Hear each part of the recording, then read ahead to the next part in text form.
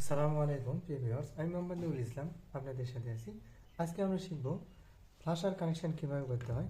তো ফ্ল্যাশারে দেখেন একদিকে লেখা আছে বি এবং একদিকে লেখা আছে এল। যেদিকে বি লেখা রয়েছে এদিকে আমাদের 12 ইনপুট করতে হবে।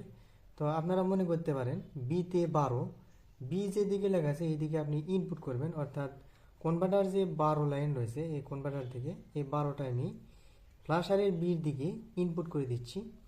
এবং যেদিকে এল লেখা রয়েছে এইদিকে এলতে আপনি মনে করতে পারেন লাইট, তো এলের দিকে আউটপুট।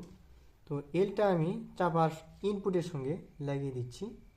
তো চাপার ইনপুটের সঙ্গে এলটা লাগিয়ে দিলাম।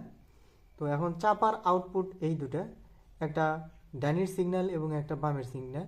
তো এই দুটাই আমি কানেকশন করে দিয়েছি এবং নেগেটিভটাও কানেকশন করে দিয়েছি। তো এখন দেখেন ইন্ডিকেট করতেছে, তো এটা ডান দিকে ইন্ডিকেট করতেছে এবং এটা বাম দিকে ইন্ডিকেট করতেছে। তো এটাই ছিল ফ্ল্যাশারের কানেকশান। তো আপনি যদি আমার চ্যানেলের নতুন দর্শক হয়ে থাকেন তাহলে আমার চ্যানেলটিকে অবশ্যই সাবস্ক্রাইব করবেন। এবং আপনারা যারা এই অটো ডিপার্টমেন্টের কাজগুলো প্র্যাকটিক্যালি শিখতে চান তারা আমাদের অটো ট্রেনিং সেন্টারে এসে প্র্যাকটিক্যালি কাজগুলো শিখতে পারবেন। তো কাজ শিখতে চাইলে আমাদের স্ক্রিনে থাকা নাম্বারে কল করে সরাসরি আমাদের সঙ্গে কথা বলবেন। তো আজকের ভিডিও পর্যন্ত ভালো থাকবেন। আসসালামু আলাইকুম।